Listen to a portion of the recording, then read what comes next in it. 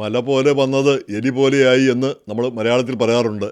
അതുപോലെയായി ഈ സർക്കാർ shut down. 40ാമത്തെ ദിവസം ഒരു 7 ഡെമോക്രാറ്റിക് സെനറ്റർമാർക്കും ഒരു ഇൻഡിപെൻഡൻറ്റ് സെനറ്റർക്കും ബോധോദയമുണ്ടായി. ഇനി ഇങ്ങോട്ട് ഈ ഷട്ട് ഡൗൺ മുന്നോട്ട് കൊണ്ടുപോകാൻ പറ്റത്തില്ല. അതുകൊണ്ട് ഞങ്ങൾ റിപ്പബ്ലിക്കൻ പാർട്ടിയുടെ അവരുടെ നിലപാടിനോട് അനുകൂലിക്കാൻ പോവുകയാണ്. അങ്ങനെ ധനകാര്യ ബില്ല് പാസ്സാക്കാൻ പോവുകയാണ്. അത് പാസ്സാക്കാനുള്ള അനുമതി കൊടുക്കാൻ പോവുകയാണെന്ന്. അങ്ങനെ ആദ്യത്തെ വോട്ടെടുപ്പ് ഇന്ന് നടക്കേണ്ടതാണ്. പക്ഷേ അത് ഒരു പ്രൊസീജിയറൽ പരിപാടിയുണ്ട്. എന്തോ 30 മണിക്കൂറുകൾക്ക് ശേഷമോ മറ്റോ വോട്ടെടുപ്പ് നടക്കാൻ പാടുള്ളൂ. അല്ലെങ്കിൽ പിന്നെ ആർക്ക് വേണമെങ്കിലും ആ വോട്ടെടുപ്പ് അവർക്ക് വർത്തമാനം പറഞ്ഞത് വോട്ടെടുപ്പ് നീട്ടിക്കൊണ്ട് പോകാൻ പറ്റും. അല്ലെങ്കിൽ എല്ലാ അംഗങ്ങളും അംഗീകരിക്കണം. അപ്പം വോട്ടെടുപ്പ് തിങ്കളാഴ്ച രാത്രി ഉണ്ടാകാനുള്ള സാധ്യത കുറവാണ്. നാളെ ആയിരിക്കും മിക്കവാറും വോട്ടെടുപ്പ് ഉണ്ടാകുക. അപ്പം നാളെ വോട്ടെടുപ്പ് ഉണ്ടായിക്കഴിഞ്ഞാൽ അത് ആ ബില്ല്, കാരണം കുറേ മാറ്റങ്ങളൊക്കെ വരുത്തിയിട്ടുള്ളതാണല്ലോ ധനകാര്യ ബില്ലിൽ, അത് ബുധനാഴ്ച ഹൗസിലേക്ക് പോകും, കോൺഗ്രസ്സിലേക്ക് പോകും. അപ്പോൾ കോൺഗ്രസ് സമ്മേളിക്കുന്നില്ല. ബുധനാഴ്ചയാണ് വീണ്ടും അത് സമ്മേളിക്കുന്നത്. അപ്പം ബുധനാഴ്ച സമ്മേളിച്ചാലും ഉടൻ തന്നെ അവർക്കത് വോട്ടെടുപ്പ് നടത്താൻ പറ്റില്ല. അത് അവിടെയും കുറച്ച് മണിക്കൂറുകൾ, 30 മണിക്കൂറോ 36 മണിക്കൂറോ ഏതാണ്ട് സമയം കഴിഞ്ഞ് അവിടെയും വോട്ടെടുപ്പ് നടക്കാൻ പറ്റുകയുള്ളൂ. ചുരുക്കി പറഞ്ഞാൽ ബുധനാഴ്ച അല്ലെങ്കിൽ വ്യാഴാഴ്ച ആയിരിക്കാം വോട്ടെടുപ്പ് നടക്കുക. വോട്ടെടുപ്പ് നടന്നാലുടൻ അത് പ്രസിഡൻറ്റിൻ്റെ പക്കലേക്ക് പോകും. പ്രസിഡൻ്റ് കൈയോടെ ഒപ്പിടുമെന്ന് ഇപ്പോൾ പറഞ്ഞിരിക്കുകയാണ്. അങ്ങനെയെങ്കിൽ വെള്ളിയാഴ്ചയെങ്കിലും ഫെഡറൽ ഗവൺമെൻറ് വീണ്ടും തുറക്കുമെന്ന് ഒരു പ്രതീക്ഷ ഉയർന്നിട്ടുണ്ട്. ഉറപ്പൊന്നുമില്ല. അങ്ങനെയാണ് ഒരു പ്രതീക്ഷ. എന്തായാലും ഈ 40 ദിവസം ഇന്നലെ കൊണ്ട് കഴിഞ്ഞു. ഇന്നിപ്പം 41ാം ദിവസമായി. ഇനിയിപ്പോൾ 2-3 ദിവസം കൂടി എടുക്കുമെങ്കിൽ 43, 44 അങ്ങനെ അത്രയും ദിവസങ്ങളാകും ഈ സർക്കാർ ഷട്ട് ഡൗൺ. അമേരിക്കയുടെ ചരിത്രത്തിൽ ഏറ്റവും നീണ്ട ഷട്ട് ഡൗൺ. ഇതിനു മുമ്പ് 35 ദിവസം കൊണ്ട് കാര്യം നടന്നു. ഇപ്രാവശ്യം ഈ 8 ഡെമോക്രാറ്റുകൾ 8 ഡെമോക്രാറ്റുകൾ ഈ കരാറിൽ റിപ്പബ്ലിക്കൻ പാർട്ടിയുമായിട്ടൊരു കരാറ് ഏകദേശം ഒരു ധാരണ ഉണ്ടാക്കിയിട്ടുണ്ട്. അതായത് ആ ധാരണയനുസരിച്ച് ഇപ്പം ജോലിയൊന്നും ചെയ്യാത്ത ജോലിക്കാരെ മുഴുവൻ തിരിച്ചെടുക്കും. എല്ലാവരെയും ഫർലോയിലായ ജോലിക്കാരെ മുഴുവൻ തിരിച്ചെടുക്കും. അവർക്ക് മുൻകാല ശമ്പളം കൊടുക്കും. ജോലി ചെയ്യാതിരുന്ന കാലത്തെയും ശമ്പളം കൊടുക്കും. അതുപോലെ തന്നെ ഇപ്പം ഈ പ്രശ്നങ്ങളൊക്കെ ഉണ്ടാകുന്നതിൻ്റെ കാര്യം ഒബാമ കെയറിന്, അതായത് ഒബാമ കെയർ അല്ലെങ്കിൽ അഫോർഡബിൾ കെയർ ഇൻഷുറൻസ്, അതിൻ്റെ പ്രീമിയം, അതിന് കൊടുക്കുന്ന സബ്സിഡി ഈ സർക്കാരിൻ്റെ ബില്ലിൽ വെട്ടിക്കുറയ്ക്കല ഇല്ലാതാക്കുന്നു. അതില്ലാതാക്കി കഴിഞ്ഞാൽ ഇവിടെയുള്ള ഏതാണ്ട് 24 മില്യൺ പേർക്ക് ഇൻഷുറൻസ് ഇല്ലാതെ നഷ്ടപ്പെടുമെന്നാണ് പറയുന്നത്.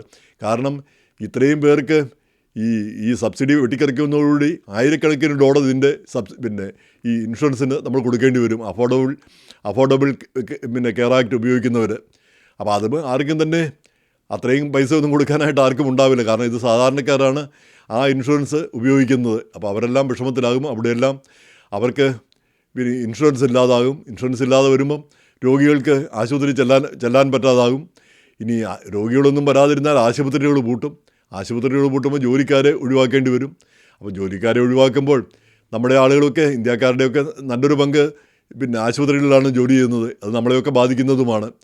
അപ്പോൾ അതുകൊണ്ട് ഒരു കാരണവശാലും ഈ അഫോർഡബിൾ കെയർ ആക്ടിൻ്റെ സബ്സിഡി വെട്ടിക്കുറയ്ക്കാൻ പാടില്ല എന്നാണ് ഡെമോക്രാറ്റുകൾ ശഠിച്ചത്. പക്ഷേ റിപ്പബ്ലിക്കന്മാർ വഴങ്ങിയില്ല. പക്ഷേ അവരാകപ്പാട് ഒരു കൺസെഷൻ കൊടുത്തിട്ടുണ്ട്. അതായത് ഈ ജനുവരി വരെ, ഈ ഡിസംബർ അവസാനം വരെ ഒബാമ കെയറിന് സബ്സിഡി കിട്ടും. അതായത് ഇനിയും ഇത് നവംബർ, ഡിസംബർ, അടുത്ത മാസം അവസാനം വരെ. അതുകൊണ്ട് അടുത്ത മാസം നമുക്ക് ഇത് സംബന്ധിച്ച് ഒരു വോട്ടെടുപ്പ് നടത്താം. ഈ ഒബാമ കെയറിന് സബ്സിഡി കൊടുക്കണോ വേണ്ടയോ എന്നതിനെപ്പറ്റി ഒരു വോട്ടെടുപ്പ് നടത്താം. വോട്ടെടുപ്പ് നടത്തുമ്പോൾ ഞങ്ങളൂടെ അങ്ങ് പിന്തുണച്ചേക്കാം എന്നൊരു യാതൊരു വാഗ്ദാനവുമില്ല. നമുക്കൊരു വോട്ടെടുപ്പ് വേണമെങ്കിൽ നടത്തി നോക്കാം. ആ വോട്ടെടുപ്പിൽ വിജയിക്കുന്നതനുസരിച്ച് കാര്യങ്ങൾ തീരുമാനിക്കാം എന്നാണ് പറഞ്ഞിരിക്കുന്നത്. ചുരുക്കി പറഞ്ഞാൽ ഡെമോക്രാറ്റുകൾ കാര്യമായൊരു നേട്ടം ഉണ്ടാക്കാൻ കഴിഞ്ഞില്ല എന്നുള്ളതാണ് ഇപ്പോഴത്തെ സ്ഥിതി. എന്ന് മാത്രമല്ല, പാർട്ടിയിൽ കലാപവും തുടങ്ങി. കാരണം ഈ പാർട്ടിയിൽ നിന്ന് 7-8 പേര്, ഒരാൾ ഇൻഡിപെൻഡൻറ്റ്, അവർ പാർട്ടി നിലപാടുകൾക്കെതിരായിട്ട് റിപ്പബ്ലിക്കൻ പക്ഷത്തിന് അനുകൂലമായിട്ട് വോട്ട് ചെയ്യുന്നു. അപ്പോൾ അത് നേതൃത്വത്തിൻ്റെ, ഇപ്പോൾ മൈനോറിറ്റി ലീഡർ ചക്ക് ഷൂമറാണ്, ന്യൂയോർക്കിൽ നിന്നുള്ള സെനറ്റർ. അപ്പോൾ അദ്ദേഹത്തിൻ്റെ ഒരു കഴിവുകേടാണ്. അതുകൊണ്ട് അദ്ദേഹം രാജിവെച്ച് പോകണമെന്നാണ് ഇപ്പം പാർട്ടിക്കുള്ളിൽ തന്നെ നല്ലൊരു വിഭാഗം ആവശ്യപ്പെടുന്നത്. നമ്മുടെ കാലിഫോർണിയയിൽ നിന്നുള്ള കോൺഗ്രസ് അംഗം റോക്കന്നെയും അത് ആവശ്യപ്പെട്ടു. അദ്ദേഹം സെനറ്റർ അല്ലെങ്കിലും അദ്ദേഹവും ആവശ്യപ്പെട്ടു. അപ്പം ഷൂമറിൻ്റെ ഒരു പരാജയമായിട്ടാണ് ഇതിനെ വിലയിരുത്തുന്നത്. എങ്ങനെ വന്നാലും ഈ പാർട്ടിയിൽ ഇങ്ങനെ ഒരു ഭിന്നത ഉണ്ടാക്കാൻ കഴിഞ്ഞു എന്നുള്ളത് തന്നെ റിപ്പബ്ലിക്കൻ പക്ഷത്തിൻ്റെ വലിയ വിജയമായിട്ട് നമുക്ക് കണക്കാക്കാൻ പറ്റും. അപ്പോൾ ഈ പിന്നെ റിപ്പബ്ലിക്കൻ പക്ഷത്തേക്ക് അനുകൂലമായിട്ട് ബില്ലിന് അനുകൂലമായിട്ട് വന്നിരിക്കുന്നവർ ഇല്ലിനോയിൽ നിന്നുള്ള സെനറ്റർ ഡിക് ഡർബിൻ, പിന്നെ വെർജീനിയയിൽ നിന്ന് ടിം ക്ലെയിൻ, ന്യൂഹാംഷെയറിൽ നിന്നുള്ള പിന്നെ മാഗി ഹാസൻ, ഷീൻ ഷഹീൻ, ഇവർ രണ്ടുപേരും അവിടെ നിന്നുള്ളവരാണ്. പിന്നെ ഇവരാണ് പുതുതായിട്ട് വന്നവർ 4 പേര്. പിന്നെ അതുപോലെ തന്നെ 3 പേര് നേരത്തെ തന്നെ ഈ ബില്ലിന് അനുകൂലമായിരുന്നു. പെൻസിൽവേനിയയിൽ നിന്നുള്ള ജോൺ ഫെറ്റർമാൻ, പിന്നെ നെവാഡയിൽ നിന്നുള്ള കാതറിൻ മാസ്റ്റോ, അതുപോലെ തന്നെ മെയിനിൽ നിന്നുള്ള ഇൻഡിപെൻഡൻറ്റ് അൻഗസ് കിങ്. ഇത്രയും പേര് അവർ നേരത്തെ തന്നെ ഇവർ 3 പേര് നേരത്തെ തന്നെ ബില്ലിന് അനുകൂലമായിരുന്നു. പുതുതായിട്ട് 4 പേരൂടെ വന്നു, 7 പേരായി. പിന്നെ ഈ ഇൻഡിപെൻഡൻ്റ് ആയിട്ടുള്ള ആൾ പിന്നെ മെയിനിൽ നിന്നുള്ള ഇൻഡിപെൻഡൻ്റ് ആയിട്ടുള്ള അംഗം അംഗസ് കിങ്. പിന്നെ ഈ ആകപ്പാടെ ഈ ബില്ലിനെ എതിർത്ത ഏക റിപ്പബ്ലിക്കൻ അംഗം ഈ കെൻഡക്കിയിൽ നിന്നുള്ള സെനറ്റർ റാൻ പോളാണ്. അദ്ദേഹം ഒരു കാരണവശാലും പിന്നെ റിപ്പബ്ലിക്കൻ പാർട്ടിയുടെ കൂടെ നിൽക്കാനായിട്ട് തയ്യാറായില്ല. ഇപ്പോഴും അതിനെ എതിർത്തുകൊണ്ട് നിൽക്കുന്നു. എന്തായാലും ഈ ബില്ല് പാസ്സാവുകയും പിന്നെ സർക്കാർ പിന്നെ തുറക്കുകയും ചെയ്യുന്നത് ഏറ്റവും നല്ലൊരു കാര്യം തന്നെ. കാരണം ഇതിനകം തന്നെ നമുക്കറിയാം പിന്നെ ഈ അമേരിക്കയുടെ ഈ സാമ്പത്തിക രംഗം താറുമാറായിട്ടുണ്ട്. വിമാനങ്ങളൊക്കെ വൈകുകയോ അല്ലെങ്കിൽ റദ്ദാക്കപ്പെടുകയോ ചെയ്യുന്നു. ഇനിയിപ്പം താങ്ക്സ് ഗിവിങ് വരികയാണ്, ഏറ്റവും തിരക്കേറിയ സമയം. ആ സമയത്താണ് വിമാന സർവീസുകളെല്ലാം താറുമാറായിരിക്കുന്നത്. കാരണം അതിന് ഈ എയർ ട്രാഫിക് കൺട്രോളേഴ്സൊന്നും പിന്നെ അവർക്ക് ശമ്പളമൊന്നും കിട്ടാത്തതുകൊണ്ട് അവിടെ പിന്നെ ശരിയായ രീതിയിൽ ജോലി നടക്കുന്നില്ല. ആളുകൾ ജോലിക്ക് വരുന്നില്ല, അല്ലെങ്കിൽ ജോലിക്ക് വരുന്നവർ അമിതമായിട്ട് ജോലി ചെയ്യേണ്ടി വരുന്നു. അങ്ങനെ പലവിധ പ്രശ്നങ്ങൾ. അപ്പോൾ അത് താറുമാറായി കിടക്കുന്നു. പിന്നെ ഈ സാമ്പത്തിക രംഗത്തെ മൊത്തമായിട്ട് ഇത് ബാധിച്ചു എന്നാണ് പറയുന്നത്.